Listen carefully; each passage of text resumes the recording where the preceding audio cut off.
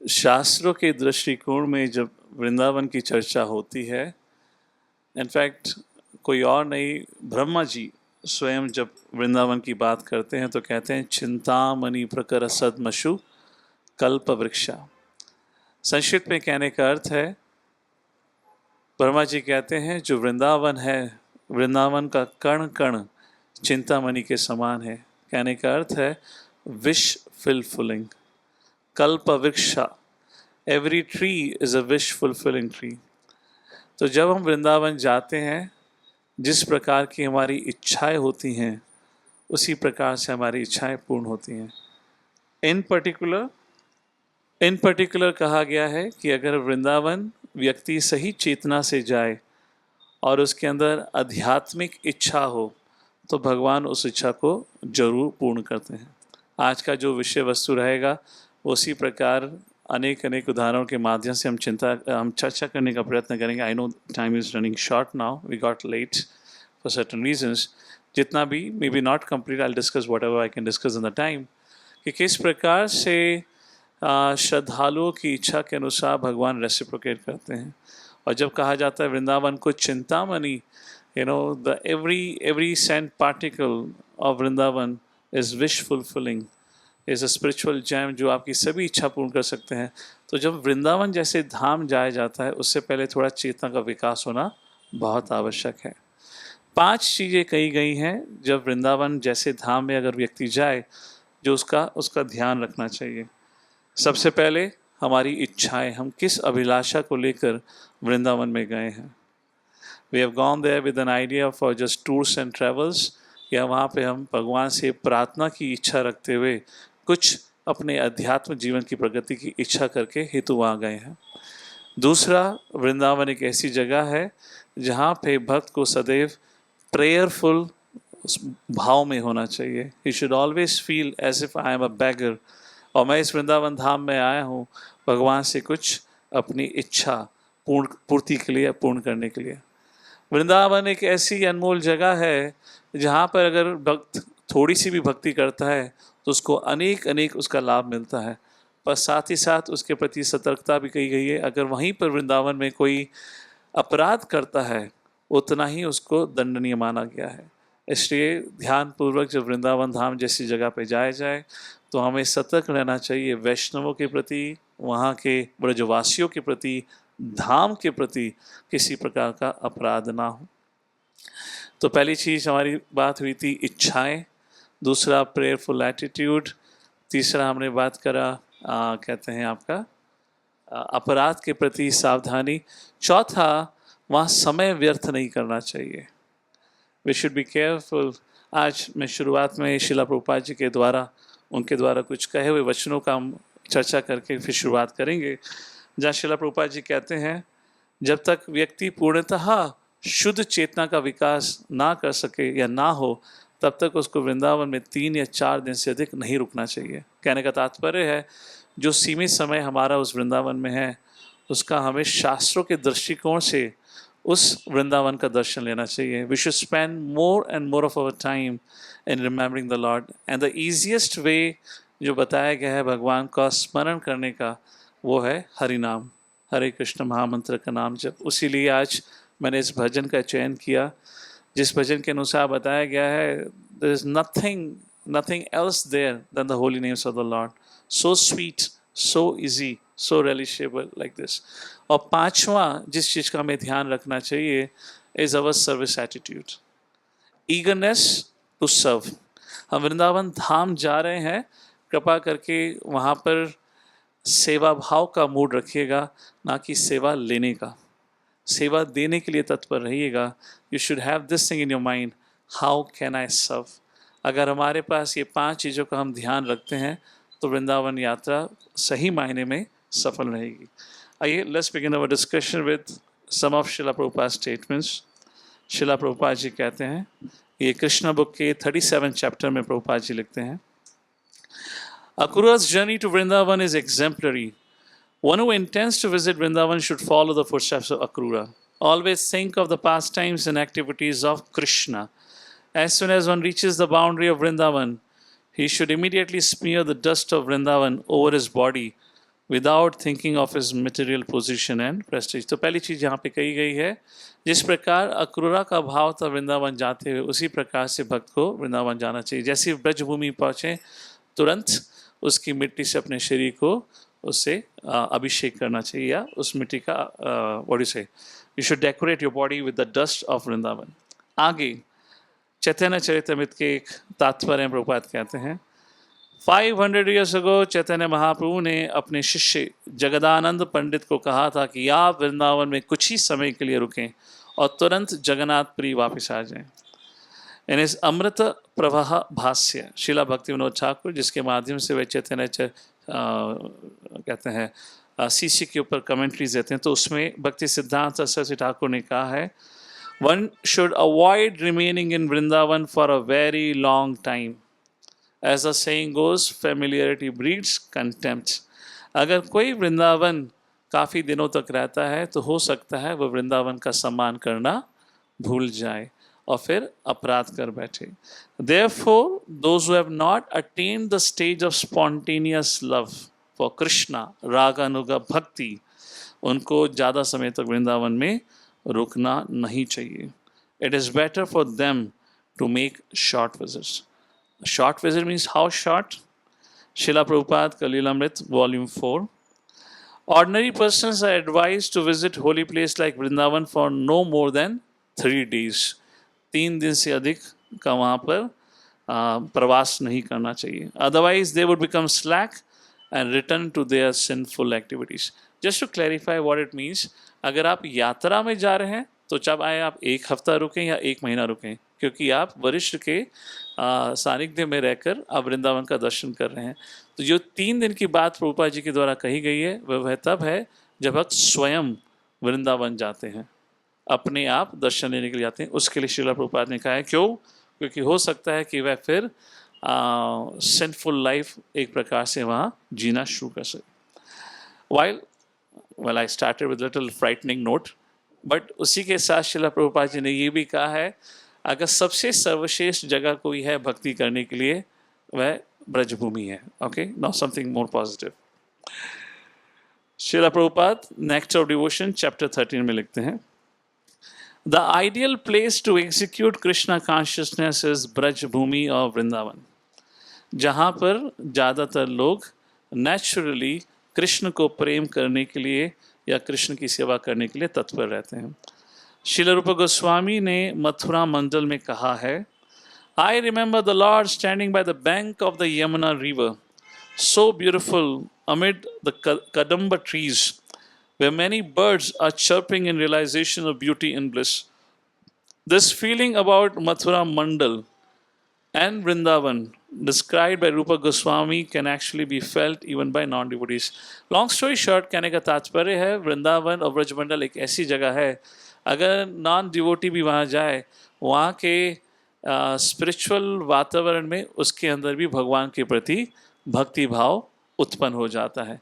इसलिए कहा गया है वहाँ पे भक्ति करना बड़ा सरल और आसान होता है। यहाँ तक कि रिक्शा वाला भी आपको भाईजान नहीं कहता है ना, वहाँ पे आपको राधे राधे कह के संबोधित किया जाता है। They draw your attention by saying. तो वृंदावन की ऐसी जगह है ना जहाँ आपको मामा सुनाई देगा, ना भाईजान सुनाई देगा, ना ओए तेरी सुनाई देगा, वहाँ पे सिर्फ राधे राधे सुनाई देगा। So like that is been described how auspicious this place. And then the last comment, the benefit of visiting Shri Vrindavan Dham. क्या फ़ायदे हैं वृंदावन धाम जाने के?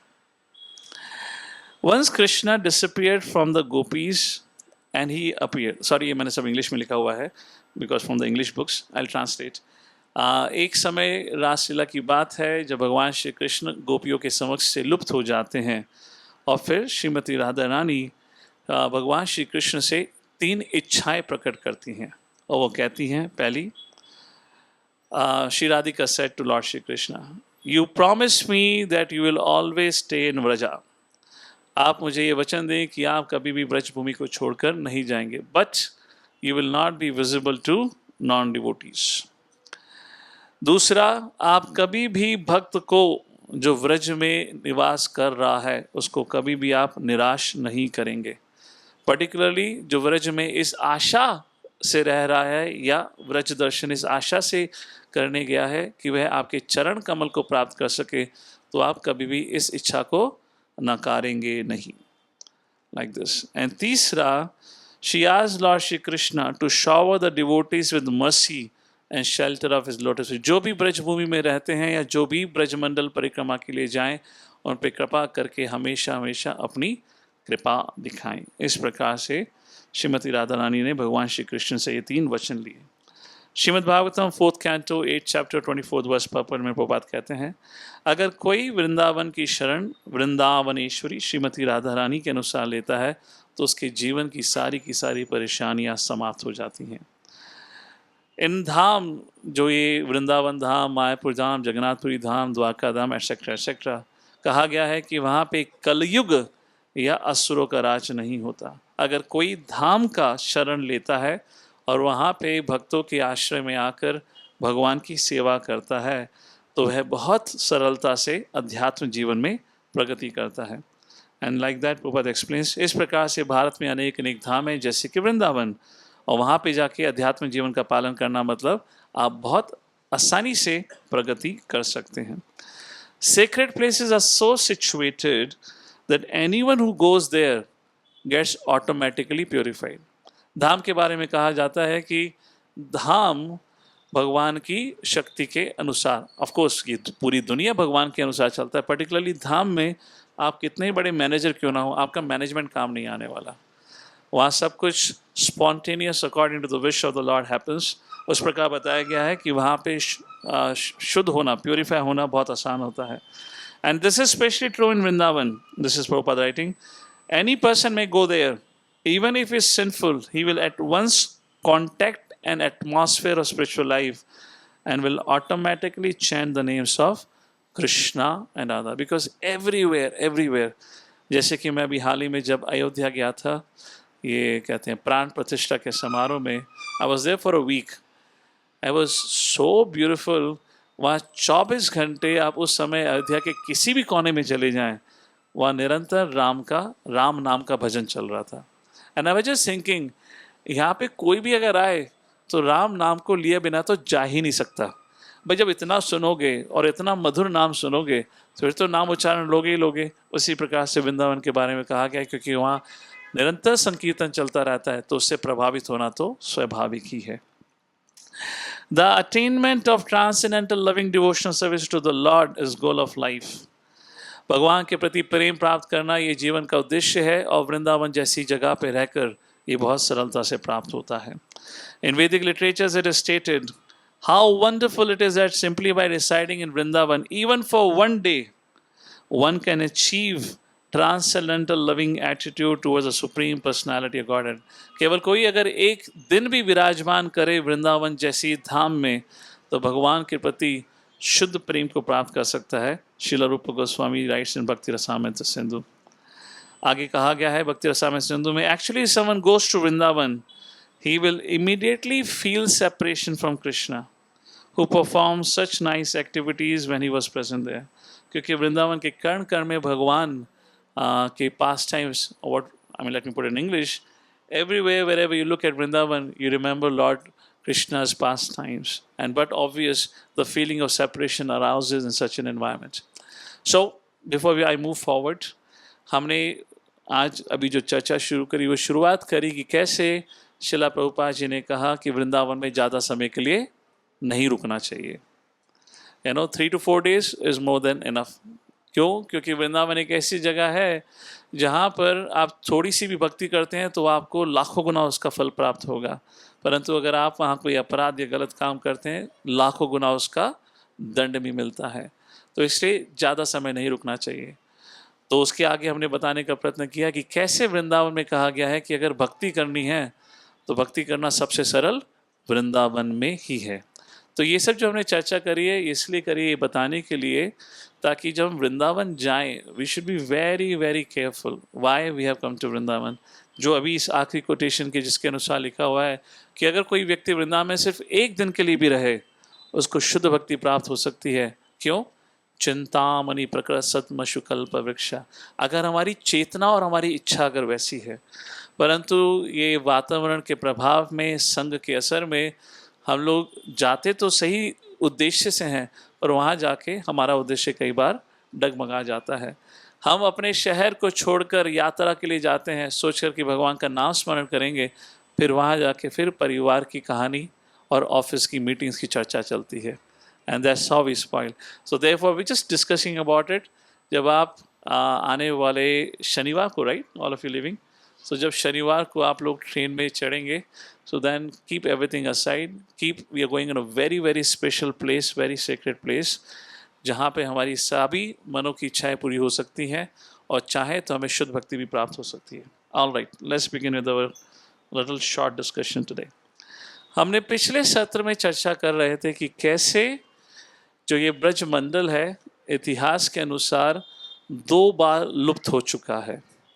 तो हमने सबसे पहले सत्र में चर्चा करी थी कि कैसे अब से करीबन 1000 साल पहले से लेकर 500 साल पहले तक मुसलमानों के आतंक के कारण ये पूरा ब्रजभूमि ब्रजमंडल लुप्त हो चुका था। सारे मंदिर तोड़े जा चुके थे, सारी लीला स्थली समाप्त या नष्ट कर दी गई थी। उसके बारे में हमने पहले सत्र में चर्चा करी थी।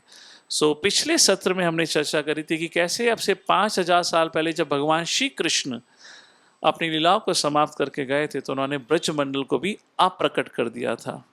और फिर परीक्षित महाराज के कहने पर वज्रनाभ ने इस ब्रजमंडल की दोबारा से स्थापना करी थी। अनेक अनेक मंदिर, जिसमें 3 प्रमुख विग्रह माने जाते हैं, श्री मदन मोहन, गोविंद देव एंड गोपीनाथ। उसके साथ साथ शिवजी के, देवी के अलग अलग मंदिरों की स्थापना करी। और फिर उसके बारे में हमने भगवान श्री कृष्ण के इतिहास की चर्चा करी थी। सो आज जो हम चर्चा करेंगे वो बात करेंगे कि वही भगवान के जो विग्रह थे जो वज्रनाभ के द्वारा स्थापित किए गए थे, अब से 500 साल पहले तक जब श्री चैतन्य महाप्रभु सर्वप्रथम 1515 में जब वृंदावन गए थे तो वहाँ ना ही तो कोई लीला स्थली थी, ना ही तो वहाँ कोई गोपीनाथ, मदन मोहन, गोविंद देव का विग्रह था। अगर आप आज वृंदावन जाएंगे तो आपको मंदिर भी मिलते हैं, टूटे हुए मिलेंगे, पर वो विग्रह भी मिलते हैं। तो ये विग्रह जो एक समय पर लुप्त हो गए थे वे दोबारा वापस कैसे मिले, उसके बारे में संक्षिप्त में चर्चा करेंगे। Will begin with that. साथ ही साथ हम वृंदावन की जो परिक्रमा है वो श्री चैतन्य महाप्रभु के माध्यम से हम वृंदावन की परिक्रमा करने का प्रयत्न कर रहे थे। सो हमने पिछले सत्र में चर्चा करी थी कि कैसे श्री चैतन्य महाप्रभु जब वृंदावन पहुँचते हैं, वहाँ पहुँचने के बाद उन्होंने 2 महीने वहाँ बिताए और उनके मनोभाव में पूर्णतः परिवर्तन आ जाता है। और जब वे वापस जगन्नाथपुरी आते हैं तो वह पूर्णतः विपरालंबा भाव, मतलब भगवान के क्या कहते हैं, विरह में अपने जीवन के अगले 18 साल बिताते हैं। सो जब श्री चैतन्य महाप्रभु, आगे की कहानी, जब श्री चैतन्य महाप्रभु वृंदावन की परिक्रमा करके वापस आ रहे होते हैं तो वह पहुंचते हैं प्रयागराज, फिर प्रयागराज के बाद पहुंचते हैं वाराणसी। और इस रिटर्न यात्रा में जहाँ जगन्नाथपुरी के लिए निकले होते हैं तो उनका बीच रास्ते में मिलना होता है श्रील रूप गोस्वामी और श्रील सनातन गोस्वामी। और रूप सनातन गोस्वामी के माध्यम से श्री चैतन्य महाप्रभु अपनी 4 इच्छाएं प्रकट करते हैं और रूप सनातन गोस्वामी को कहते हैं कि आप जाइए वृंदावन और अब वृंदावन में रहकर इन 4 इच्छाओं को पूर्ण करें। आइए देखते हैं वो 4 इच्छाएं क्या थी। तो कहा गया है, तबे प्रभु व्रजे पाठाइला रूप सनातना, प्रभु आज्ञाएं दुई भाई आइला वृंदावना। सो श्री चैतन्य महाप्रभु ने दोनों भाई सनातन गोस्वामी और रूप गोस्वामी को वृंदावन जाने का आदेश दिया। वृंदावन में जाके क्या करना है? भक्ति प्रचारी सर्वातीर्थ प्रकाशिला, मदन गोपाला गोविंदर सेवा प्रचारिला। वृंदावन में जाके आपको क्या करना है? कहा गया है, उन्होंने रूप सनातन गोस्वामी से कहा कि आप जाइए भक्ति का प्रचार करिए, साथ ही साथ जो लीला स्थली लुप्त हो चुकी हैं उनको खोजकर उसकी स्थापना करें। और तीसरी चीज़ जो इसमें कही गई है वो मदन गोपाल या मदन मोहन और गोविंद देव के जो विग्रह है जो वज्रनाभ के द्वारा स्थापित कराए गए थे 5000 साल पहले, उसको दोबारा खोजकर स्थापित करिए। और आखिरी चीज चैतन्य महाप्रभु कहते हैं, नाना शास्त्र आनी कैला भक्ति ग्रंथ सार, मूढ़ा अधम जन रे तेनो करिला निष्ठा। अनेक अनेक शास्त्रों का अध्ययन करके भक्ति साहित्यों का निर्माण करिए, भक्ति के नियमों का उल्लेख करिए, और जो मूढ़ हैं, मूर्ख हैं, अधमी हैं, उनका मार्गदर्शन करने के लिए इस प्रकार से साहित्यों की रचना करें। तो चार चीज़ें कही गई श्री चैतन्य महाप्रभु के द्वारा रूप सनातन गोस्वामी कि आप जाके लीला स्थली को खोजिए, आप भक्ति का प्रचार करिए, आप विग्रह जो लुप्त हो चुके हैं उनको खोज के उनकी स्थापना करिए, और चौथा, अनेक अनेक शास्त्रों का अध्ययन करके भक्ति शास्त्र की रचना करिए ताकि लोगों का मार्गदर्शन हो सके। आपको पता है कि अब से 500 साल पहले ग्रंथ या जो बुक्स लिखी जाती थी कैसे लिखी जाती थी? How would people in the, let's say, bygone ages will write if they want to write anything? Barks of the trees, correct, but everything was under Muslim rule. वो तो आपको वो भी ना लेने दें, because everything was under their control. What else could you think of? How would they write? Just to tell you, Sheila जीव गोस्वामी उन्होंने करीबन 25 ग्रंथ लिखे। उस 25 ग्रंथ में, let me ask this things, you will understand. आप लोगों ने अगर कभी कोई लेटर लिखा है, how many of you have written letter before ChatGPT came? Before ChatGPT, हाँ? How many of you, and how many of you have an experience जब आपने लेटर लिखा तो उसमें थोड़ा संघर्ष हुआ, लिखा, कट मारा, रब करा, लिखा? How many of you done that, right?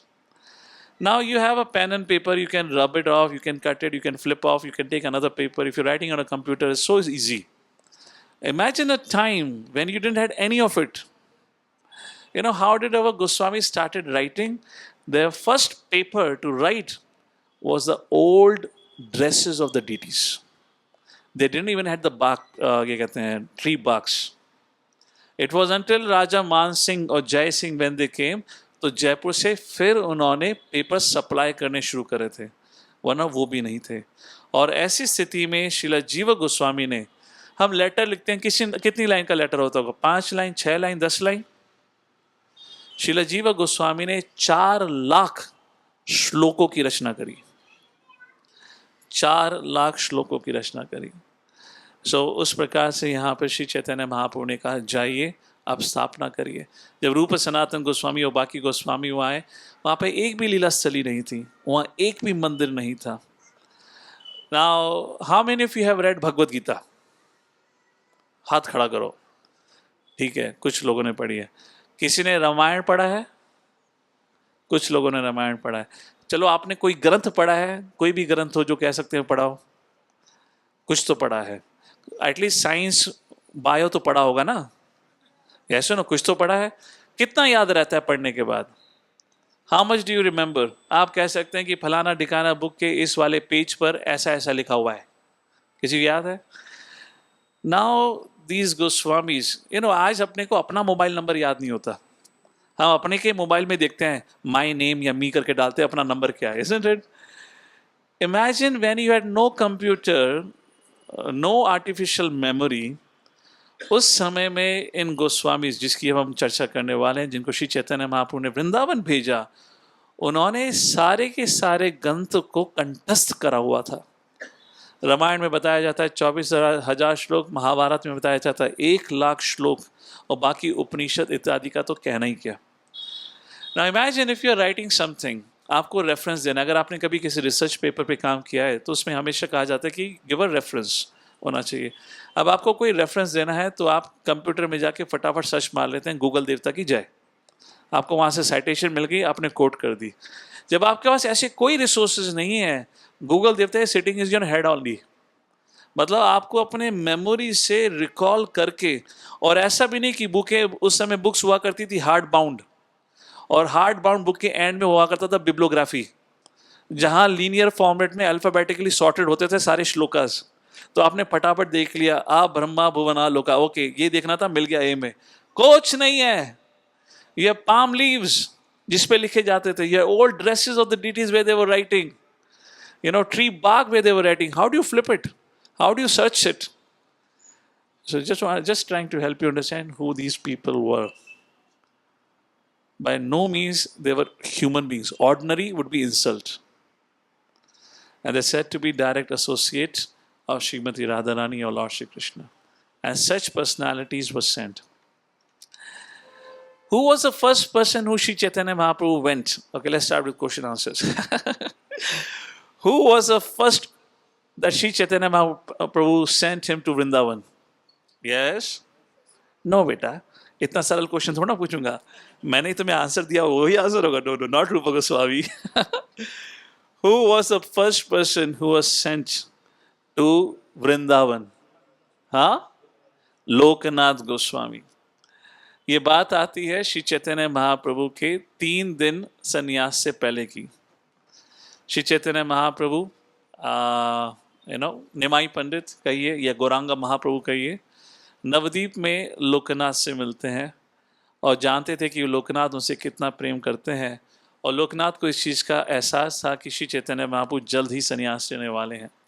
तो श्री चैतन्य महाप्रभु लोकनाथ को कहते हैं कि आप तुरंत वृंदावन का पलायन करें. मैं 3 दिन के बाद संन्यास, कटवा से संन्यास लूँगा और संन्यास लेते ही तुरंत मैं वृंदावन आने वाला हूँ. आप वहाँ जाकर मेरी राह करिए और मेरे लिए तैयारी करिए. I am coming to Vrindavan. ये बात है 24 साल की. चैतन्य महाप्रभु थे 24 ईयर्स की. लोकनाथ गोस्वामी बड़े दुखी हुए, पर क्या कर सकते हैं. श्री चैतन्य महाप्रभु ने कहा है, तो उनकी आज्ञा का पालन करते हुए ये सोच के कि 3 दिन के बाद संन्यास लेंगे, 1 हफ्ते के अंदर पहुंच जाएंगे, इस आशा अभिलाषा से लोकनाथ गोस्वामी पहुंचे वृंदावन. वृंदावन पहुंचे, यहाँ चैतन्य महाप्रभु ने संन्यास लिया और चैतन्य महाप्रभु भाग ही रहते वृंदावन की तरफ. बीच में रास्ते में नित्यानंद प्रभु आ जाते, कहते हैं अरे वृंदावन तो हो रहा सामने, और उनको बोर्ड पे बिठा के ले जाते हैं शांतिपुर. शांतिपुर में चैतन्य महाप्रभु का अपनी माता साची से मिलना होता है और माता साची उनसे कहती हैं, हे पुत्र, आप वृंदावन ना जाकर आप जगन्नाथपुरी में निवास करिए, क्योंकि आप वृंदावन चले गए तो हमें खबर भी नहीं मिलेगी आपकी. और इस आज्ञा का पालन करने हेतु चैतन्य महाप्रभु वृंदावन गए नहीं. 3 दिन, 1 हफ्ता, ये 3 महीनों में बदल गया. 3 महीने साल में बदल गए. लोकनाथ गोस्वामी आज भी बैठे हुए वहाँ पे चैतन्य महाप्रभु का इंतजार कर रहे हैं. Just for a second, put yourself in that situation. There is no WhatsApp, there is no telephonic calls, there is no text message. अगर चैतन्य महाप्रभु आ भी गए होंगे तो व्रजमंडल इतना बड़ा है, कहाँ होंगे, कहाँ पूछेंगे, कौन चैतन्य महाप्रभु को जानता है, क्योंकि व्रज में पहली बार आएंगे. Like this, Lokanath Goswami was spending every single day. कब चैतन्य महाप्रभु आएंगे. ऐसे करने के 1.5 या 2 साल के बाद, तकरीबन 1 साल के बाद लोकनाथ गोस्वामी को खबर मिलती है कि चैतन्य महाप्रभु साउथ, 1 साल ही 2 साल के बाद साउथ इंडिया यात्रा पे गए हुए हैं. Loknath Goswami become so restless कि नहीं, मैं चैतन्य महाप्रभु के विरह में नहीं रह सकता हूँ, और वह साउथ इंडिया चले जाते हैं. उनको कहा गया था south India, no Chennai, no Trivandrum, no Bangalore, no Hyderabad, south India. आप ऐसे कह रहे हो जैसे एक अपार्टमेंट को छोड़ के दूसरे अपार्टमेंट में अपने बच्चे को खोजने जा रहे हो. अभी ठीक है, छोटा सा इलाका खोजोगे, साउथ इंडिया में कहाँ खोजोगे. यहाँ पर हमारे लोकनाथ गोस्वामी साउथ इंडिया में भटक रहे, एक जगह के बाद दूसरी जगह. कहाँ है चैतन्य महाप्रभु. और जब वो भटकते भटकते एक जगह पहुंचते तो उनको पता चलता है चैतन्य महाप्रभु तो कब की साउथ इंडिया यात्रा खत्म करके जगन्नाथपुरी चले गए. वह लोकनाथ गोस्वामी भागे भागे जगन्नाथपुरी जाते हैं. There was no Air India, Lufthansa airlines, there was no railway line also, no DTC buses और whatever. Look, he was walking on his foot. वो वहां से जगन्नाथपुरी पहुंचते हैं. आप अंदाजा लगा सकते हैं ये कितने सालों की यात्रा रही होगी. जब जगन्नाथपुरी पहुंचे तो पता चला चैतन्य महाप्रभु वृंदावन के लिए चले गए.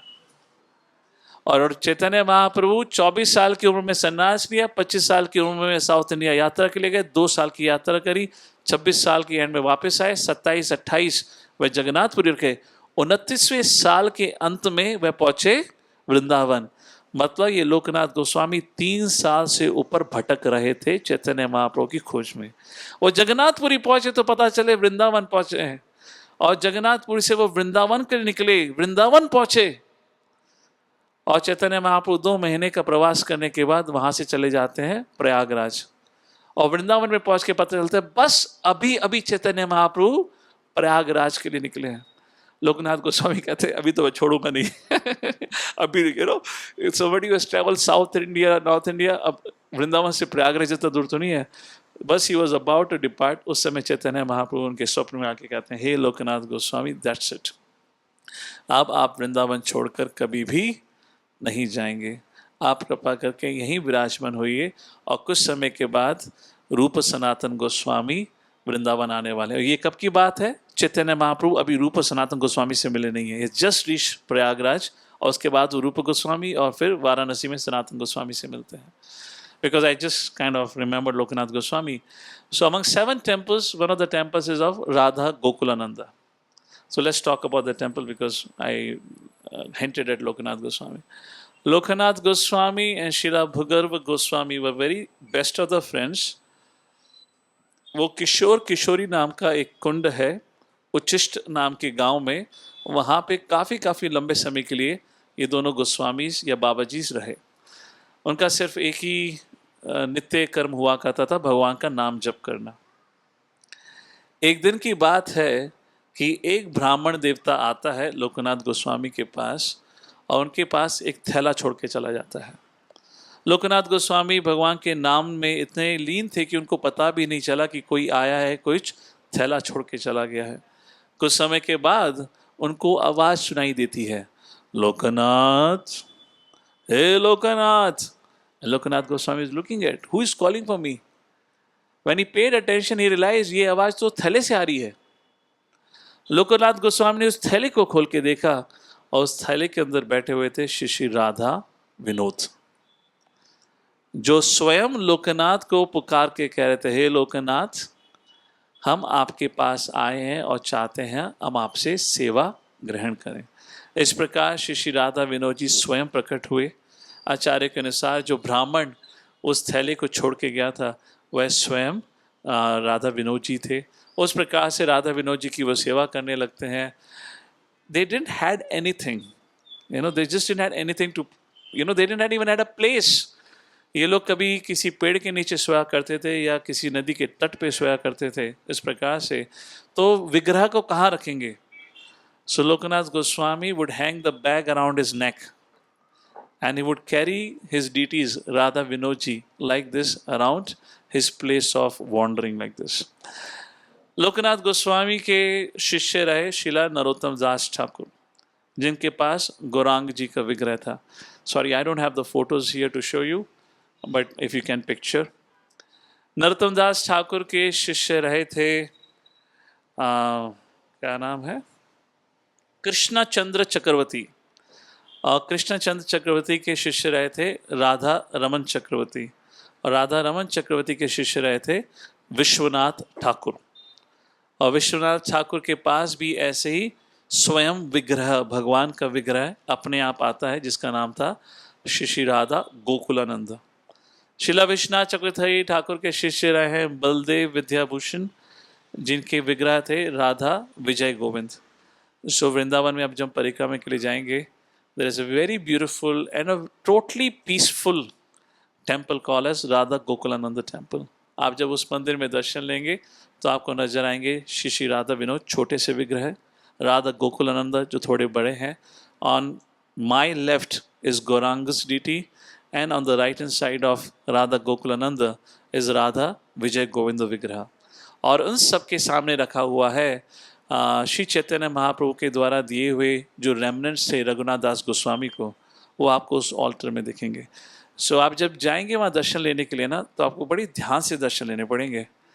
वहाँ ऑल्टर में ऐसी ऐसी अद्भुत चीज़ें हैं, अगर आप मिस कर गए तो मिस कर गए। बट वन एडवांटेज इज ये कुछ ऐसी जगह है जहाँ पे थोड़ी भीड़ कम होती है। I am hoping and praying Vrindavan में कम भीड़ होगी, जहाँ दर्शन आसानी से मिल सकें। Anyways, that was about Radha Gokulananda temple. Let's begin our discussion on 7 temples of Vrindavan. I will not be covering 7 temples in entirety because time is short. इसकी चर्चा हम वृंदावन यात्रा में जारी रखेंगे। I'll maybe speak briefly.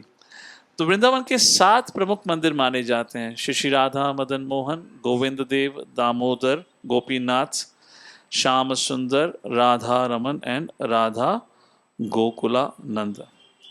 Let's begin with few stories about few of them. और मे भी अगर हुआ तो मैं संक्षिप्त में अगर बता सका तो बताते हैं। Shri Radha Madan Mohan and Sanatan Goswami. Let's briefly speak about Srila Sanatan Goswami. उनका जन्म 1488 88, ठीक है यार, 1488 इतना तो आता होगा।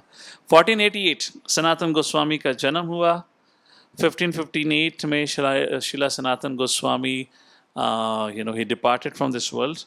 और उनके जो विग्रह थे मदन मोहन, तो जो सबसे पहला मंदिर वृंदावन में जो स्थापना हुआ था वह था शिला मदन मोहन का। उसके बाद दूसरे मंदिर की जो स्थापना हुई वृंदावन में वो थी शिला गोविंद देव की मंदिर की स्थापना, जो 1590 में हुई। Like that few things about Sanatan Goswami. अगर आपको भक्त के बारे में पता चलेगा तो फिर भगवान की शक्तियों के बारे में पता चलेगा। सनातन गोस्वामी एक बार शिला रूप गोस्वामी से मिलने के लिए आए। Something like that is a story. तो शिला रूप गोस्वामी सनातन गोस्वामी के लिए कुछ स्पेशल बनाना चाहते थे। आपको ये लोग मधुकारी क्या करते थे, मधुकारी करते तो आपको क्या मिलेगा, सूखी रोटी मिलेगी, एटसेट्रा एटसेट्रा। तो बताया जाता है इस पर्टिकुलर दिन जब सनातन गोस्वामी रूप गोस्वामी से मिलने के लिए आए तो रूप गोस्वामी की इच्छा थी कि मैं कुछ अपने बड़े भाई अपने गुरुदेव के लिए कुछ बनाऊं, पर ऐसा कुछ खास था ही नहीं बनाने के लिए, बिकॉज दे वर भिक्षुक। उस समय एक छोटी सी बालिका आती है, अपने संग कई सारा चावल दूध इत्यादि दही लेकर आई, और दही कह रहा हूँ घी लेकर आई, और उसने रूपा गोस्वामी को देने का प्रयत्न किया, पर रूपा गोस्वामी अपने ही कार्य में इतने बिजी थे, उन्होंने उस पर ध्यान नहीं दिया। ये छोटी सी खूबसूरत बालिका स्वयं अपने हाथों से वहाँ रूपा गोस्वामी के स्थान पर खीर बनाती है, और खीर बनाने के बाद वो वहाँ से चली जाती है। सनातन गोस्वामी यमुना में स्नान करके जब आते हैं और रूपा गोस्वामी सनातन गोस्वामी को वो खीर सर्व करते हैं, जैसे ही वह खीर सनातन गोस्वामी ने खाई, सनातन गोस्वामी की आंखों से निरंतर आंसू बहने लगे। ये दुख के नहीं थे, ये खुशी के आंसू थे। वो खीर बहुत स्वादिष्ट थी। And Sanatan Goswami could not control his emotion. He से रूपा गोस्वामी ये खीर किसने बनाई है? एंड रूपा गोस्वामी सर, अरे क्या हुआ, ऐसा क्या स्पेशल है? ऐसी खीर तो मैंने आज तक नहीं खाई। तो फिर रूपा गोस्वामी ने बताया कि कैसे एक छोटी बालिका आई थी। And then Shila Sanatan Goswami understood, हे रूपा गोस्वामी, हमसे आज बहुत बड़ा अपराध हो गया है। हमें श्री चैतन्य महाप्रभु ने इस वृंदावन में भेजा था भगवान श्री कृष्ण और श्रीमती राधा रानी की सेवा करने के लिए, पर आज तुम्हारे कारण मुझे राधा रानी के हाथों से सेवा ले बैठा। ये बहुत बड़ा पाप है। और कह भी रहे हैं, डांट भी रहे हैं, और खीर खा भी रहे हैं। He couldn't control it. It was so delicious. Srila Sanatan Goswami, in the later half of his life, he was staying near Mansi Ganga, जहाँ पे चकलेश्वर महादेव जी का मंदिर आता है। There are 4 places, 4 prominent Lord Shiva's temple. उसको चक्र तीर्थ कहा जाता है। सो चैतन्य महाप्रभु ने उनको सेवा दी थी कि आप ग्रंथ का रचना करिए। हम सभी को एक्सपीरियंस होगा, जब मच्छर काटना शुरू कर देते हैं तो फिर यू कांट रियली फोकस। वहाँ उस स्थान पे बहुत ही ज़्यादा अधिक मच्छर थे। तो चैतन्य श्रीला सनातन गोस्वामी ने एक दिन निर्णय लिया कि मैं अपनी सेवा ध्यानपूर्वक नहीं कर पा रहा हूँ, तो मैं अपना बैग पैक करके यहाँ से निकल जाता हूँ। जब उन्होंने निर्णय लिया कि मैं अगले दिन निकल जाऊँगा, तो उस समय एक ब्राह्मण देवता वहाँ मिलने के लिए आते हैं। चक्रतीर्थ मीन्स शिव जी का स्थान, और शिव जी के स्थान के बिल्कुल बराबर में उनकी भजन स्थली थी। वहाँ ब्राह्मण देवताओं से मिलने के लिए आते हैं, पूछते हैं, हे सनातन, लगता है आप कहीं जा रहे हैं? तो सनातन गोस्वामी ने कहा कि इन मच्छरों ने दुखी करा हुआ है, मैं चैतन्य महाप्रभु के द्वारा दिव्य सेवा नहीं कर पा रहा हूँ, मैं ये स्थान छोड़ के जा रहा हूँ। तो ब्राह्मण देवताओं से प्रार्थना करने लगते हैं कि आप चिंता मत करिए, बस एक दिन का और मौका दीजिए, एक दिन का अवसर और दीजिए। मैं आपको ये वचन देता हूँ, आज रात से ये मच्छर आपको दुख नहीं देंगे, कष्ट नहीं पहुँचाएंगे। और ब्राह्मण देवता उनसे इस प्रकार की प्रार्थना करके वहाँ से चले जाते हैं। कहा गया है चकलेश्वर महादेव जो भगवान शिव सनातन गोस्वामी के संग से इतने प्रसन्न थे, क्योंकि उनके संग में उनको नित्य श्री कृष्ण की लीला का स्मरण हो रहा था, कि वह नहीं चाहते थे कि सनातन गोस्वामी वहाँ से जाएं। वह स्वयं ब्राह्मण के रूप में आते हैं और सनातन गोस्वामी को वचन देकर, जो ये कीटाणुओं के देवता हैं, भाई हर एक के देवता होते हैं ना, ही इंस्ट्रक्टेड हिम नो मोर डिस्टर्बेंस। और कहा जाता है तब से लेकर अब तक चक्रतीर्थ में मच्छर नहीं है। पुणे के रूफटॉप होटल में मिलेंगे और वहाँ नहीं मिलेंगे। अनेक अनेक ऐसे उदाहरण आते हैं सनातन गोस्वामी के जीवन में। But anyways, will keep it short. Shri Radha Madan Mohan किस प्रकार से सनातन गोस्वामी को मिले, जो ना जाने कितने समय पहले लुप्त हो चुके थे। शिला सनातन गोस्वामी के वृंदावन जाने से पहले शिला अद्वैता आचार्य वृंदावन गए थे, जहां मदन मोहन का मंदिर देखने जाएंगे। I don't know how many of you know, right next to Madan Mohan temple, आप में से कितने लोग वृंदावन गए हैं? मदन मोहन मंदिर के जस्ट बराबर में अद्वैत वट, राधा मदन गोपाल का मंदिर है, और वहाँ पे अद्वैत वट नाम का एक वृक्ष है। उसको अद्वैत वट इसलिए कहा जाता है कि जब अद्वैताचार्य वहाँ रह रहे थे, उसी वृक्ष के नीचे मदन मोहन का विग्रह प्राप्त हुआ था। तो जितने समय के लिए वो वृंदावन में थे उन्होंने सेवा करी, और उसके बाद जब वह वहाँ से जा रहे थे तो मदन मोहन का विग्रह उन्होंने मथुरा के एक प्रसिद्ध और बड़े शुद्ध ब्राह्मण पुरुषोत्तम चौबे के हाथ में छोड़ दिया। वे वहाँ से चले जाते हैं। सनातन गोस्वामी भविष्य में जब आते हैं वहाँ पर, एक दिन मथुरा में वो परिक्रमा कर रहे होते हैं, और बच्चों के बीच में एक बहुत ही खूबसूरत बच्चा हुआ खेलता हुआ दिखता है। जब सनातन गोस्वामी ने उस बच्चे को देखा, उनका मन इतना आकर्षित हो गया कि उनकी आंखें उस बच्चे से ना हटें। बच्चा खेलने के बाद जब अपनी घर की तरफ गया तो सनातन गोस्वामी, जो एक पल के लिए भी अपनी आंखें उस बच्चे से नहीं हटा पाए, उस बच्चे के पीछे चल पड़ते हैं देखने के लिए बच्चा कहाँ जाता है। और वह बच्चा पहुंचा पुरुषोत्तम चौबे के घर में। घर के अंदर जाकर जहाँ विग्रह था या जहाँ उनका मंदिर था, उस मंदिर के द्वार के पीछे चले जाता है। सनातन गोस्वामी पहुंचे उस घर पे, उन्होंने उस बच्चे के बारे में जानने के लिए इच्छुक होके उस घर से भिक्षा मांगने का प्रयत्न करा। जब पुरुषोत्तम चौबे बाहर आए तो उन्होंने बात बात में पूछ लिया कि अरे, अभी छोटा बालक जो इस घर में गया है, क्या वो आपकी संतान है? और पुरुषोत्तम चौबे ने बड़े आश्चर्य से बोला, हे महंत, हमारा तो कोई बच्चा ही नहीं है। तो सनातन गोस्वामी ने कहा, अरे अभी अभी तो मेरे आंखों के सामने एक छोटा सा बच्चा आपके घर में गया है, और वो उस दरवाजे के पीछे जाकर गया है। तो पुरुषोत्तम चौबे ने कहा, नहीं, मेरा तो कोई बच्चा ही नहीं है, तो उस दरवाजे के पीछे कौन है?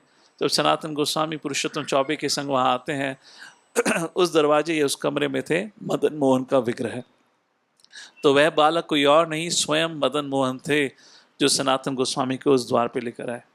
सनातन गोस्वामी चले जाते हैं। रात को स्वप्न में सनातन गोस्वामी के मदन मोहन जी आते हैं और कहते हैं कि कल सुबह पुरुषोत्तम चौबे आपके पास मेरा विग्रह लेकर आएंगे, और मैं चाहता हूं कि आप उसको स्वीकार करें। और उसी समय पुरुषोत्तम चौबे के स्वप्न में मदन मोहन जी आते हैं और कहते हैं, हे पुरुषोत्तम, मैं आपकी सेवा से बड़ा ही प्रसन्न हुआ हूँ, पर अब मैं चाहता हूँ कि मेरी सेवा आगे की सनातन गोस्वामी करें। आप कृपा करके कल सुबह मुझे उनके हाथों में दे दीजिएगा।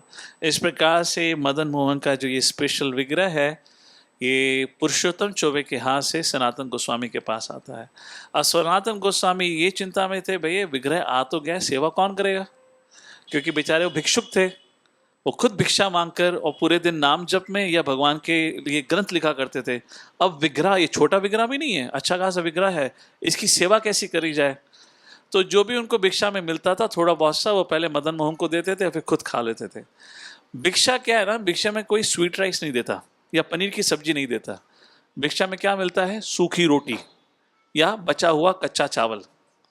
अब सोचिए आप, मदन मोहन को, the one who attracts the heart, उस मदन मोहन को आप सूखी चपाती बिना घी की लगी हुई और कच्चा चावल खिलाएंगे, तो भगवान भी एक दिन बोल पड़े सनातन से, हे सनातन, थोड़ी तो कृपा कर, कम से कम चावल पे घी नहीं लगा सकता, कम से कम नमक तो लगा दे।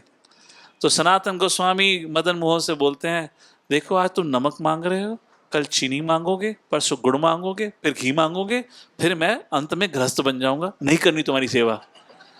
तुम्हें अपनी सेवा चाहिए तो किसी और से लो, मैं नहीं कर सकता। तो मदन मोहन से, नहीं नहीं नहीं, मैं तुम्हारे संग ही रहूंगा, चिंता मत करो। I mean, I'm just sharing this. This is how you have direct reciprocation when you know Lord is there, and the Lord is speaking to Madan Mohan, to Sanatan Goswami. एक समय की बात है, एक बड़ा ही रईस बिजनेसमैन यमुना के माध्यम से आगरा की तरफ जा रहा था, और उसकी नाव जो है वहाँ वृंदावन के पास यमुना के तट पे अटक जाती है, और उसमें उसका लाखों लाखों की संपत्ति थी जो वह आगरा में बेचने के लिए जा रहा था। और उसकी नाव डूबने ही वाली थी कि एक छोटा सा बालक उसके पास जाता है, बोलता है, देखिए अगर आपको अपनी नाव की रक्षा करनी है तो इस टीला के ऊपर, द्वादश टीला कहा जाता है, उसके ऊपर सनातन गोस्वामी बैठे हैं, जाइए उनसे आप प्रार्थना करिए, बड़े माने हुए भक्त हैं, अगर वह आपकी इच्छा को स्वीकार लिए तो भगवान श्री कृष्ण आपको आपके संकट से मुक्त कर देंगे। तो ये व्यक्ति मरता क्या ना करता, भागा भागा सनातन गोस्वामी के पास गया, सनातन गोस्वामी से प्रार्थना करी, और सनातन गोस्वामी ने कहा क्यों नहीं, मैं उम्मीद करता हूँ, प्रार्थना करता हूँ कि भगवान श्री कृष्ण आपकी रक्षा करें। जैसे ही कहा, वह boat, not a boat but a ship, वो उस पत्थरों से, झाड़पुर से निकल जाती है।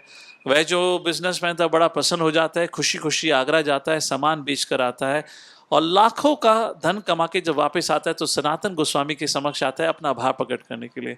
और सनातन गोस्वामी से कहता है, हे प्रभु, आप ही के कारण मैंने आज इतना धन कमाया है, कृपा करके मुझे अपनी सेवा का मौका दें। सनातन गोस्वामी कहते हैं, मुझे कुछ भी नहीं चाहिए, मैं तो एक भिक्षुक हूँ, मेरे लिए आप क्या करेंगे। फिर भी वो बोला, नहीं, कुछ तो आप मांगिए।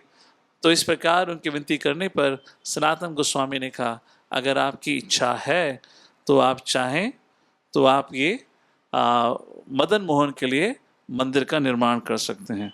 I was just looking at, I don't have the photo of temple here, but fine. या तो उस प्रकार से आप जाएंगे तो वृंदावन में देखेंगे बहुत अद्भुत मदन मोहन का मंदिर बांधा गया था इस वैश्य के द्वारा या इस बिजनेसमैन के द्वारा। जब 1670 में औरंगजेब ने वृंदावन पे हमला किया था, तो जो मदन मोहन का जो ओरिजिनल डीटी था वो वृंदावन से मूव कर कर जयपुर लेकर जाया गया था। और जयपुर में उस समय काफ़ी सालों तक जयपुर में रहे, और उसके बाद जयपुर के राजा की जब पुत्री का विवाह होना था, वह पुत्री मदन मोहन से इतना प्रेम करती थी कि उसने कहा कि मैं मदन मोहन को छोड़कर नहीं जाऊंगी। तो वह मदन मोहन जो पुत्री का पति था, उसके घर में दहेज के रूप में गए, और वो पहुँचे करौली, और एक शर्त पे कि राधा मदन मोहन के आने से पहले आपको करौली में मदन मोहन के लिए एक भव्य मंदिर का निर्माण करना पड़ेगा। वह मंदिर आज भी एज इट इज़ है। अगर किसी को दर्शन लेना है कि उस समय के मंदिर कैसे हुआ करते थे, तो वह करौली में है। I am still thinking that we might make a trip to Karauli, जिस 3 आवर्स अवे। जब इतना जा ही रहे हैं तो वहाँ करौली में होके आएंगे। ये जो प्राचीन विग्रह थे, इनके संग श्रीमती राधा रानी नहीं हुआ करती थी। तो राधा रानी कैसे आई, राधा मदन मोहन कैसे हुए? तो उड़ीसा के राजा रहे राजा प्रताप रुद्र, उनके पुत्र का नाम था पुरुषोत्तम जन। उनकी बड़ी इच्छा थी, जब उनको पता चला कि मदन मोहन और गोविंद देव का विग्रह मिल गया है, कि उनके संग राधा रानी भी होनी चाहिए। उन्होंने 2 बहुत खूबसूरत राधा रानी के विग्रह का निर्माण करके उन्होंने वृंदावन में भेजा। जब वह विग्रह वृंदावन में पहुंचे, तो जो मदन मोहन के पुजारी थे, उनके स्वप्न में श्रीमती राधा रानी आती हैं और कहती हैं, जो पुरुषोत्तम के द्वारा जो 2 विग्रह भेजे गए हैं, एक उसमें थोड़ा बड़ा है और एक छोटा है, वह दोनों राधा रानी नहीं है, एक है ललिता और एक है श्रीमती राधा रानी। जो बड़ा विग्रह है वो है ललिता का। This is not the actual picture actually. Yeah, so you see this is the original photo. So on the right hand side is Mother Lalita, which is a little taller, and on the left hand side is a smaller deity, that is Srimati Radharani. अब इन्होंने 2 विग्रह भेजे थे, एक भेजे थे गोविंद देव के लिए, अब गोविंद देव के पास राधा रानी है नहीं, तो इस प्रकार से पुरुषोत्तम जन बहुत लंबे समय तक दुखी रहे थे। Maybe I'll talk about Rupa Goswami and then maybe we can pause about. So anyways, that will become technical. Madan Mohan जो विग्रह है वो संबंध अभिधेय प्रयोजन का ज्ञान है, उसको दर्शाता है। I'll maybe speak about in यात्रा, a little technical here. Let's go forward to Shri Radha Govind मंदिर and रूपा गोस्वामी. ये गोविंद देव का मंदिर कैसे प्राप्त हुआ या गोविंद देव का विग्रह कैसे मिला, उससे पहले संक्षिप्त में रूपा गोस्वामी के बारे में। उनका जन्म 1489 में हुआ। 1515 में श्री चैतन्य महाप्रभु वृंदावन गए और 1516 में रूपा गोस्वामी और सनातन गोस्वामी वृंदावन पहुँचे। शिला रूपा गोस्वामी के द्वारा अनेक ग्रंथ लिखे गए, उसमें जो सबसे महत्वपूर्ण ग्रंथ सबके लिए बताया गया है वह है भक्ति रसामृत सिंधु, जिसकी रचना उन्होंने 1552 में करी, जिसके ऊपर उन्होंने कम से कम 30 साल, how many 30 years he worked on writing this single literature which has around 2250 verses, जिसमें करीबन सिर्फ 2250 श्लोक हैं। वह उनके कम से कम 3 दशक के प्रयत्न का फल है। And Prabhupada said one book which every devotee should read is Nectar of Devotion. 1564 में रूपा गोस्वामी he disappeared और राधा गोविंद देव का मंदिर का निर्माण कब हुआ? वो हुआ 1590 में। आप गोविंद देव के मंदिर के पीछे जाएंगे तो वहाँ पे एक टाइल है जिस पे लिखा हुआ है रूप गोस्वामी के द्वारा अकबर राजा के लिए एक संदेश है कि राजा अकबर बड़े पुण्य आदमी थे और उनके लिए हम आशीर्वाद देते हैं कि उन पे भगवान की कृपा बनी रहे। मेरे पे शायद आज समय नहीं रहेगा इस इतिहास का चर्चा करने के लिए, पर 1560 में अकबर वृंदावन आए थे और उनकी भेंट हुई थी शीला जीवा गोस्वामी से, और शीला जीवा गोस्वामी ने उनको शीला राधा दामोदर के दर्शन कराए थे। राधा दामोदर का जो विग्रह है वो 1554 में शीला रूप गोस्वामी ने स्वयं अपने हाथों से कार्व करके जीव गोस्वामी को भेंट दिया था। तो उस विग्रह का दर्शन लिया था अकबर ने और उससे वह इतने प्रभावित हो गए थे कि उन्होंने वचन दिया था जीव गोस्वामी के माध्यम से कि वृंदावन में आपको किसी भी चीज़ की आवश्यकता है मैं आपका सहयोग दूंगा। तो जो गोविंद देव का मंदिर है जो उस समय का सबसे बड़ा मंदिर बताया जाता है, it was 7 story tall, made of red milestone, वो सैंडस्टोन में भी लाइमस्टोन और सैंडस्टोन जो भी कहते हैं, वो सारा का सारा अकबर ने अरेंज कराया था।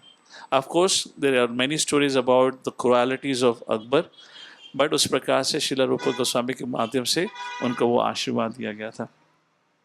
Radha Govind temples opened in 1590. So what you see in the picture is only 2 floors, not even 2 floors, only 1 floor. इसके ऊपर की 5 फ्लोर्स तोड़ी जा चुकी हैं। ये तोड़ी गई थी 1670 के बाद औरंगजेब ने जब हमला किया था। क्यों हमला किया था? बताया जाता है कि वो लाल किले पे छत पे खड़ा हुआ था और उसको दूर दराज पर एक रोशनी दिखाई दी। Can you imagine Lal Qila in Delhi looking in the direction Vrindavan? और उसने अपने सेनापति से पूछा, अरे ये कौन सी इतनी लंबी सी इमारत है जहाँ पे रोशनी नजर आ रही है? तो उसके सेनापति ने बताया, स्वामी ये है राधा गोविंद देव का मंदिर। और वो इतना द्वेषी था, वो उस चीज़ को स्वीकार ही नहीं कर पाया कि हमारे रहने के इलाके मतलब हमारे महल से भी भव्य कुछ हो सकता है। और तुरंत उसने अगले दिन अपने सैनिकों को भेजकर इस मंदिर को तोड़वाने का प्रयत्न किया, लाइक दिस। तो जब आप ये मंदिर जाएंगे, the current deity of Radha Govind Dev जो है, पहली बात राधा गोविंद देव के विग्रह को वहाँ से लेकर आपका क्या कहते हैं जयपुर। तो जयपुर की जो स्थापना हुई है, जयपुर की स्थापना ही राधा गोविंद देव के लिए हुई है। हम जब राजस्थान यात्रा में गए थे तो आपको गोविंद देव की कहानी सुनाई थी। जयपुर का निर्माण ही, why Jaipur city was built, it was built only for Govind Dev, to protect Govind Dev and to serve Govind Dev. तो जो गोविंद देव का टेम्पल अगर आप जयपुर में जाएंगे, it is right behind the palace of the king and it is very well fortified. उस प्रकार से गोविंद देव या कृष्ण के प्रति जयपुर या राजस्थान के राजाओं का प्रेम था। तो जब आप अब गोविंद देव के मंदिर में जाएंगे तो जहाँ अब गोविंद देव का जो प्रतिभू कहते हैं जो विग्रह रखा हुआ है, वह ओरिजिनल स्थान नहीं था।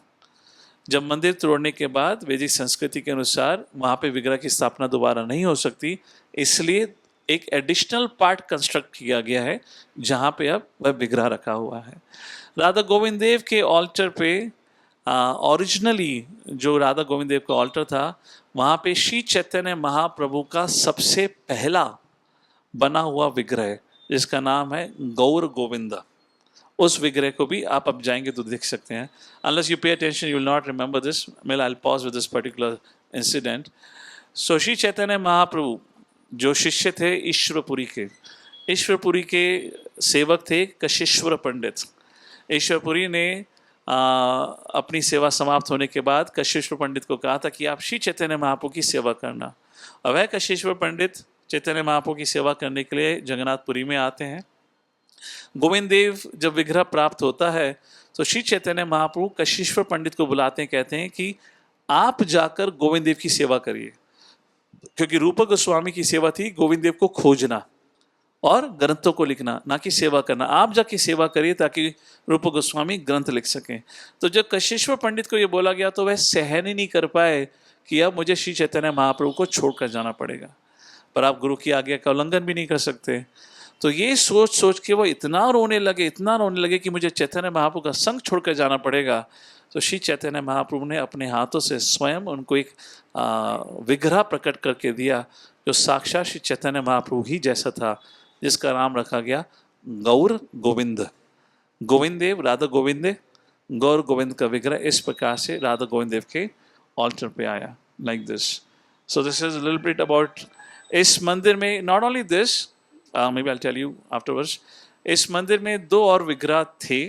एक तो हुआ राधा गोविंद, दूसरा हुआ गौर गोविंद, और तीसरा यहाँ पे विग्रह हुआ करता था वृंदा देवी का. जब 1670 में औरंगजेब ने हमला करा तो वह वृंदावन वृंदा देवी का विग्रह वहाँ से मूव करके कामेवन में स्थापित हुआ. और जो अभी भी एक विग्रह वहाँ पर है वह है माया देवी का. 18वीं शताब्दी तक गोविंद देव का मंदिर नहीं था, ये मस्जिद बन गया था. तो जब भी ये मुस्लिम्स अटैक करते थे, जो भी प्रमुख स्थान होता था उसको नाश करके वहाँ मस्जिद बना दिया जाता था. सो ये जगह 18th सेंचुरी, कम से कम 1835 तक ये मस्जिद के रूप में थी. One britisher fought the case, और उसने हिंदुओं के पक्ष में केस जीतकर उस मंदिर को तोड़वा कर जो अब स्थिति है उस प्रकार से ये प्रॉपर्टी उस समय हिंदुओं को दी. वरना अयोध्या के बाद ये केस अभी भी चल रहा होता. So this was one of the most prominent place of Vrindavan. तो अगर जब मुसलमानों ने अनेक मंदिर तोड़े, उसमें से सिर्फ इसी मंदिर पर उन्होंने मस्जिद को बांधा. उस प्रकार से कहानी आती है. And the last story about for today's discussion at least, Govind Dev प्रकट कैसे हुए. गोविंद देव, मदन मोहन, गोपीनाथ, ये सारे विग्रह वज्रनाभ के द्वारा 5000 साल पहले इसकी क्या कहते हैं, विश्वकर्मा के द्वारा इसकी स्थापना कराई गई थी. तो श्रील रूप गोस्वामी बहुत बहुत चिंतित थे कि हमने राधा कुंड खोजा, श्याम कुंड खोजा, इतना सब कुछ लीला स्थली खोजी, पर ये गोविंद देव क्यों नहीं मिल रहे. श्री चैतन्य महाप्रभु ने हम भाइयों को पर्टिकुलरली कहा था, सनातन, मदन मोहन, रूप गोस्वामी, गोविंद देव. मदन मोहन भी मिल चुके हैं पर गोविंद देव कहाँ हैं. तो इसी प्रकार से एक समय की बात है कि वे बहुत बहुत दुखी चल रहे थे सोच के कि गोविंद देव कहाँ हैं. तो एक दिन एक छोटा सा बालक आता है और बोलता है, बाबा आप क्यों दुखी हो. अब रूप गोस्वामी इतने दुखी अवस्था में थे, वह अपनी मन की जो स्थिति थी उस छोटे से बालक को बता देते हैं. वो कहते हैं, क्या करूं, ऐसे ऐसे मेरे चैतन्य महाप्रभु ने मुझे आदेश दिया गोविंद को खोजने के लिए, मैं गोविंद देव को खोज ही नहीं पा रहा हूं. और वह छोटा बालक कहता है, ओहो गोविंद देव, बस यहाँ से थोड़ी दूर पे ही एक टीला है और वहाँ पे प्रतिदिन मैंने देखा है एक गाय आती है और वहाँ गाय एक ही जगह पे खड़े होकर उसके स्तन से अपने आप दूध गिरने लगता है और ये प्रतिदिन मैंने कार्य होते हुए देखा है. तो रूप गोस्वामी कहते हैं, तुरंत मुझे लेके चलिए. वो छोटा बालक उनको उस जगह पे लेकर आता है और आने के बाद वहाँ से लुप्त हो जाता है. और तब रूप गोस्वामी समझे कि कोई बालक कोई और नहीं, स्वयं गोविंद देव थे. और उन्होंने सुरभि गाय के दर्शन लिए और देखा कि कैसे गाय उस जगह पे आती है, अपना दूध छोड़ती है. उन्होंने गांव वालों को बुलाया, उस जगह को खोदा और वहाँ से मिली खूबसूरत गोविंद देव का विग्रह. किसी को पता है ये जगह कहाँ थी जहाँ पे गोविंद देव का विग्रह प्राप्त हुआ. ये जगह है जहाँ पर गोविंद देव के मंदिर की स्थापना हुई. This is the same place on the right hand side of the current temple is a small gufa which is going down underneath the ground is a place जहाँ से गोविंद देव का विग्रह मिला. ये वही स्थान है जहाँ श्रील रूप गोस्वामी ने अनेक अनेक सालों तक भजन किया उस प्रकार से. बट अगेन गोविंद तो मिल गए, राधा रानी तो मदन मोहन के संग खड़ी है, एक ललिता के रूप में, एक राधा रानी के रूप में. गोविंद देव के पास तो राधा रानी अभी भी नहीं है. पुरुषोत्तम जन उड़ीसा में बैठे हुए चिंता ले रहे हैं. इंटरेस्टिंग है, भगवान हरे को चिंता देते हैं. यहाँ रूप गोस्वामी को चिंता दी, वह खुद नहीं मिले, अब वो मिल गए तो पुरुषोत्तम जन को चिंता हो रही है, बेचारे गोविंद देव अकेले खड़े हैं, राधा रानी के बिना क्या कर रहे होंगे. और उन्होंने बहुत कोशिश करी, उनको कोई मिला ही नहीं जो राधा रानी के विग्रह की स्थापना कर सके या बना सके. तो यहाँ पे अब पुरुषोत्तम जन रो रहे हैं उड़ीसा में, राधा रानी कहाँ है, राधा रानी कैसे आएंगी. तो एक दिन स्वयं राधा रानी पुरुषोत्तम जन के स्वप्न में आती हैं और कहती हैं, हे पुरुषोत्तम जन, आप चाहते हैं कि मैं वृंदावन जाऊं, तो मैं बताती हूं कि आप मुझे कहाँ प्राप्त कर सकते हैं. और उन्होंने कहा कि जगन्नाथपुरी में जगन्नाथ मंदिर में जो लक्ष्मी का विग्रह रखा हुआ है वह लक्ष्मी का विग्रह नहीं, वह मैं स्वयं राधा रानी हूँ। और फिर उनको बताती हैं कि कैसे अब से कई सदियों पहले राधा रानी को उड़ीसा में राधा नगर नाम की एक जगह है जहाँ पे राधा रानी को लाया गया था, और वहाँ पे एक बहुत शुद्ध ब्राह्मण ने उनकी सेवा करी थी आजीवन। परंतु उनके निधन के बाद राधा रानी की सेवा कोई कर नहीं पाया, तो उस समय के राजा जब उस राधा नगर में पहुँचते हैं, ये सोच के कि राधा रानी की सेवा कौन करेंगे, वे राधा रानी को लेकर जगन्नाथपुरी के मंदिर में आ जाते हैं और वहाँ पे राधा रानी को स्थापित कर देते हैं। और कुछ सालों के बाद जब पीढ़ियाँ बीती, जो वहाँ के पांडा लोग थे, अगर आप आज भी वहाँ के पांडा से मिलोगे ना, पूछोगे जगन्नाथ कौन है, कोई बोलेगा शिव जी है, कोई बोलेगा ब्रह्मा है। वो आज भी अनेक अनेक चीज़ें बताते हैं। बहुत ही कम लोग मिलेंगे आज भी पांडवों के बीच में ये बता सके जगन्नाथ बलदेव सुभद्रा कौन है। तो उन्हीं पांडवों ने उस राधा रानी को लक्ष्मी के रूप में पूजा करना शुरू कर दिया। तो तब राधा रानी ने कहा कि आप ये विग्रह आप गोविंद देव जी के पास भेजिए। उस प्रकार से वह विग्रह गोविंद देव के पास आया। तो आप जो पिक्चर में देख रहे हैं, on the left hand side is Shrimati Radha Rani, जिनकी कई कई सालों तक, सदियों तक पूजा जगन्नाथ जी के समीप जगन्नाथपुरी मंदिर में हुई। Like this the story continues about different temples. Radha Gokulananda, उसकी बात तो कर चुके हैं। Radha Damodar, Shila Jiva Goswami, Radha Raman, very very special. So 3 प्रमुख विग्रह बताए गए हैं। सो उत्तरा जो परीक्षित की माँ थी, she was the last surviving person जिन्होंने भगवान श्री कृष्ण के दर्शन लिए थे। तो जब वज्रनाभ ने ये 3 डीटीज की स्थापना करी थी, मदन मोहन, गोविंद देव एंड गोपीनाथ, तो तब उत्तरा को बुलाया गया था हस्तिनापुर से कि बताइए कौन सा विग्रह कृष्ण के जैसा लगता है। सो जब उत्तरा ने इन तीनों विग्रह का दर्शन लिया, तो माता उत्तरा ने कहा जो मदन मोहन के चरण हैं, it resembles exactly like that of Krishna. जो राधा गोविंद का क्या कहते हैं, what do you call, वक्ष है, वह बिल्कुल कृष्ण के जैसा है। एंड राधा गोपीनाथ का जो चेहरा है वो बिल्कुल भगवान श्री कृष्ण जैसा है। तो अगर आपको कृष्ण के दर्शन लेने हैं तो आपको इन 3 विग्रहों के दर्शन लेने पड़ेंगे। परंतु अगर आप पे समय की पाबंदी है तो मैं आपको अभी दर्शन करा देता हूँ। आई एम मूविंग फॉरवर्ड, ये सब डिस्कशन हम आगे करेंगे, बट लेट मी जस्ट, हम इतना आए तो आज कृष्ण के दर्शन कर ही लेते हैं, कृष्ण कैसे लगते हैं। और कृष्ण लगते हैं ऐसे। ये है श्री श्री राधा रमन। शिला गोपाल भट्ट गोस्वामी वह एक समय गंडकी नदी के पास गए थे और वहाँ वह क्या कहते हैं अपना लोटा, हाँ नहीं, कमंडलू, वह कमंडलू को गंडकी की नदी में डालते हैं कुछ पानी लाने के लिए। जैसे उन्होंने डाला उसमें कुछ शालिग्राम शिला निकली। उन्होंने फिर अपने कमंडलू को नदी में डाला ताकि वो शिला वहां से चली जाए। शिला पानी में गिरी, अपने आप कूद कर कमंडलू में फिर आ गई। फिर गोपाल भट्ट गोस्वामी ने फिर उन शिलाओं को पानी में डाला, क्योंकि he knew I am sent to Vrindavan. 6 Goswami से एक प्रमुख गोस्वामी थे गोपाल भट्ट गोस्वामी। उन्होंने कहा मैं भगवान की सेवा नहीं कर सकता विग्रह की या शालिग्राम शिला की। Again he put them into the river, but again this 12 Shaligram Shila jumped into. तो फिर गोपाल भट्ट गोस्वामी को लगा कि प्रभु की इच्छा है, तो वह गंडकी से उन 12 शालिग्राम शिला को लेकर पहुंचे वृंदावन और फिर उनकी सेवा करने लगे। अगर आपको विग्रह सेवा का कुछ अगर आइडिया है, तो जब भगवान का विग्रह होता है तो आप उसका श्रृंगार कर सकते हैं, वस्त्र, हार, माला, मेकअप इत्यादि कर सकते हैं। पर शालिग्राम शिला का क्या करेंगे? तो एक राजा उस समय वहां पर आए थे जो वृंदावन की जितने भी विग्रह थे, मदन मोहन, गोविंद, दामोदर इत्यादि, सब गोस्वामियों उनके विग्रहों के लिए बहुत सारी वो सामग्रियां लेकर आए थे, भगवान के लिए ornaments, dresses and all that.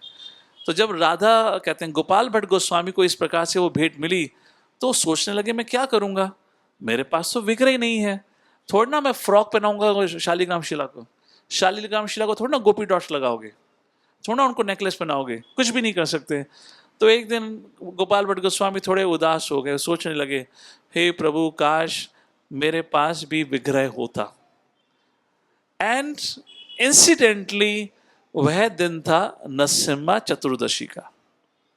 जैसे मैंने आपको शुरुआत में कहा, जब हम वृंदावन धाम जैसी जगह पे जाएंगे, be very careful what you ask, Krishna में फुलफिल। नरसिम्हा चतुर्दशी का डे था, भगवान नरसिम्हा का अवतार का दिन था, और गोपाल भट्ट गोस्वामी ये इच्छा रखते हुए सो जाते हैं, काश कितना अच्छा होता 12 शालिग्राम है पर एक विग्रह भी होता तो क्या प्रॉब्लम है, ऐसे करके सो जाते हैं। वह सुबह उठे, वो यमुना में स्नान करा, वापस आए, और जैसे ही वापस आए वह हैरान हो गए, गए थे 12 शालिग्राम शिला थी, आए 11 रह गई, 12वीं मिसिंग है। और ध्यान से देखा, जो 12वीं शालिग्राम शिला थी अब शिला की जगह ये विग्रह खड़ा हुआ है। सो जो 12th शिला थी that transformed into this beautiful form. अब वे तुरंत रूप सनातन गोस्वामी के समक्ष भागे भागे गए, उनको बुलाते हैं, और जैसे ही गोस्वामी वर सब वहां पर आए तो तब उन्होंने कहा, हे गोपाल भट्ट गोस्वामी, अभी अगर हमें प्रभु का दर्शन लेना होता तो सबसे पहले मदन मोहन का, फिर गोविंद का, फिर गोपीनाथ का दर्शन लेते थे, पर आपकी भक्ति से प्रभावित होकर प्रभु साक्षात प्रकट हो गए हैं। अगर आपको दर्शन लेना है तो सिर्फ राधा रमन का लो और आपको साक्षात कृष्ण का दर्शन हो जाएगा। एंड टू कंक्लूड विद, देखिए राधा रमन जो विग्रह, इसकी स्थापना वज्रनाभ ने नहीं करी थी, तो मन में प्रश्न उठना चाहिए, इनका नाम राधा रमन क्यों रखा गया? Any thoughts why the Goswamis gave this deity the name of Radha Raman? भाई गोविंद देव, गोपीनाथ, मदन मोहन, ये तो वज्रनाभ ने स्थापित करे थे ना, गोस्वामी ने थोड़ा स्थापित करे थे। दामोदर, ओके, रूप Goswami give that name, all right, जीव गोस्वामी की विग्रह, इसका नाम, इस विग्रह का नाम राधा रमन क्यों रखा? There's another beautiful photo. This is how it looks like. Why did Goswami kept the? So Gopal Bhatt Goswami जहाँ पे अपने भजन या सेवा करा करते थे वह जगह है Nidhivan. Actually all the Goswamis used to do it. हम जब निधिवन जाएंगे तो I'll explain you all this thing. Nidhivan ये वह जगह है जहाँ भगवान श्री कृष्ण श्रीमती राधा रानी से मिलने के लिए जाते थे और उनको प्रसन्न किया करते थे। और उसी निधिवन में ये विग्रह प्राप्त हुआ गोपाल भट्ट गोस्वामी को, तो उन्होंने नाम रखा राधा रमन, जो राधा को रमते हो, जो राधा को प्रसन्न करते हो। इस प्रकार से भगवान श्री कृष्ण का नाम पड़ा राधा रमन। एंड आखिरी बात इस विषय को लेकर, श्रीला प्रभुपाद जी ने कहा कि गोपाल भट्ट गोस्वामी के शिष्य थे Damodar Das, if I am correct, जो उन्हीं की तरह बाबा जी वेश में थे। गोपाल भट्ट गोस्वामी चाहते थे कि उनके विग्रह की सेवा बड़े एक रूल्स रेगुलेशन से होनी चाहिए। ही वॉज द को कंपाइलर ऑफ हरि भक्ति विलास, जो हरि भक्ति विलास के बारे में जानते हैं, जिसको वैष्णव स्मृति कहा जाता है। तो फिर गोपाल भट्ट गोस्वामी ने अपने शिष्य को कहा, दामोदर दास को, कि आप शादी कर लो, क्योंकि मैं जानता हूँ कि फिर आपकी ही प्रजा के द्वारा तो वंश में फिर हमारे विग्रह की सेवा रहेगी। वो बोला, स्वामी जी सब कुछ चलेगा, अभी अब शादी करने को क्या नहीं, ये तो बहुत ज़्यादा सरेंडर हो जाएगा, अभी वो नहीं होगा, तो अब क्या करा जाए? तो उन्होंने कहा, कोई बात नहीं, मेरा छोटा भाई है, आई बिलीव उसका नाम था गोविंद दास और समथिंग लाइक दैट, मैं उसको बुला लेता हूँ, और वो शादीशुदा भी है या शादी करने को इच्छुक है। तो उस प्रकार से उनके वंशज में राधा रमन की सेवा होती हुई आई है। और यहाँ पे जो डीटी स्टैंडर्ड्स हैं, पूर्ण वृंदावन में सबसे सर्वश्रेष्ठ अगर स्टैंडर्ड्स फॉलो होते हैं विग्रह सेवा के, वो है राधा रमन। आप जब अब इस मंदिर में जाएंगे तो अपने में ही अद्भुत है, बड़े ही भव्य भगवान के दर्शन, भगवान के जिस प्रकार से पूजा पाठ होता है। और आखिरी चीज़ जो शायद ही किसी को पता होगा यहाँ पे उपस्थित लोगों में, ये जो मंदिर है ये भी मुश्किल से 200 साल पुराना भी नहीं है, ये 18वीं शताब्दी के बाद इसकी स्थापना की गई है। तो प्रश्न बनता है 18वीं शताब्दी से पहले क्या था? जो ये जगह है जहाँ पे राधा रमन जी का मंदिर है, वो है पहले वहाँ तक यमुना जी आया करती थी, ये यमुना जी का तट था, एक तरीके से बैक वाटर ऑफ यमुना। तो राधा रमन जी वहीं गोपाल भट्ट जी रहते थे और वहीं पर राधा रमन जी प्रकट हुए। तो जब विग्रह हुए तो उनकी सेवा या सुरक्षा कैसी की जाती थी? तो राधा रमन जी कम से कम 250-300 साल तक, 250 साल तक तकरीबन उन्होंने बोट पर निवास किया है। तो क्या होता था, दिन में तो गोपाल भट्ट गोस्वामी सेवा किया करते थे, अब रात में क्योंकि मुसलमान तो थे ही, Islamic invasion and terror was a fear, because this is one of the deity जो कभी वृंदावन छोड़ के नहीं गई। क्यों? क्योंकि छोटी इतनी थी, वो छुप गई, बाकी विग्रह बड़े थे, पर उनकी रक्षा करनी पड़ेगी। तो रात को, दिन भर तो पेड़ के नीचे रहते थे, और रात के समय राधा रमन को नाव पर बिठाकर उस बैक वाटर में रख दिया जाता था, और उस नाव को पेड़ की टहना से बांधकर एक सिक्योरिटी गार्ड खड़ा होता था, और दूसरा सिक्योरिटी गार्ड धनुष बाण लेके खड़ा होता था, कोई राधा रमन पे हमला करेगा। So when we go this time, of course, may not be possible for me to show it to all of you. We have a big group, but if you go and ask a पुजारी, वो आपको आज भी वह धनुष बाण दिखाएगा जिससे करीबन 250 साल तक राधा रमन की सुरक्षा हुई। So this is a place जहाँ पे वो मंदिर की स्थापना हुई, और करीबन 250 साल तक राधा रमन हर रात को वो क्या कहते हैं, नौका विहार किया करते थे। Like that, there are many many beautiful things. I guess I'll pause here. We'll continue this discussion and many other discussions when we enter Vrindavan. Just to conclude once again, before we ever go to Dham, we should know something about the Dham, ताकि हमारा एक सही मन या एक mood बने। I'll repeat the 5 things that I said in the beginning. जब हम वृंदावन धाम जाएं तो हमें क्या करनी चाहिए? सबसे पहले वृंदावन धाम को कहा गया है Chintamani. So everything is a wish fulfilling. तो हम वहाँ पे जाएं तो कृपा करके अपनी चेतना का ध्यान रखिएगा, हम क्या सोच रहे हैं या क्या भगवान से मांगना चाहते हैं, भगवान पूर्ण करेंगे। गोपाल भट्ट की इच्छा पूरी करी, गोविंद कहते हैं रूप गोस्वामी की इच्छा पूर्ण करी, अगर देखी जाए सबकी इच्छा पूरी करी है, और सर्वश्रेष्ठ इच्छा होनी चाहिए कि कैसे हम भगवान और वैष्णवों की सेवा कर सकें। दूसरी चीज़, ये एक ऐसी जगह है, ऐसी पावन भूमि है जहाँ हमने शुरुआत में देखा कि अगर थोड़ी सी भी भक्ति करो उसका लाखों गुना लाभ मिलता है। सो कृपा करके जो हम एक हफ्ते के लिए वहाँ जाएंगे, एक चीज़ से अगर आप संन्यास ले लें तो आप सही में सन्यासी कहलाएंगे। किस चीज़ से संन्यास ले लें? या smartphone. Exceptions and managers note कर लें, मैं आपको नहीं कह रहा हूँ, आप तो मोबाइल जरूर रखना वरना यात्रा नहीं होगी। बाकी आप सब लोग हो सके तो थोड़ा उससे दूर रहें तो अच्छा रहेगा, क्योंकि अगर उससे दूर रहेंगे तो फिर आप हरि नाम के नज़दीक रहेंगे। You will be able to chant that much. तीसरी चीज़ मैंने इस सत्र में बात नहीं करी है, I will send a message on the group about 10 offences towards the Dham. उसके प्रति सतर्क रहें, धाम के प्रति, धाम वासियों के प्रति और वैष्णवों के प्रति अपराध ना हो। चौथी चीज, prayerful mood, prayerful mood, and कृपा करके प्रेयरफुल मूड में रहें, उस भाव में रहें। We discuss that last time, what is that? ना धनम न जनम न सुंदरम कवितां व जगदीश कामय मम जन्मनि जन्मनीश्वरे भवताद भक्तिर अहितुकी त्वयि। And we can really have a transforming effect. And पांचवा, be eager, be enthusiastic to serve, not to be served but to serve. Be eager for all the activities that are organized.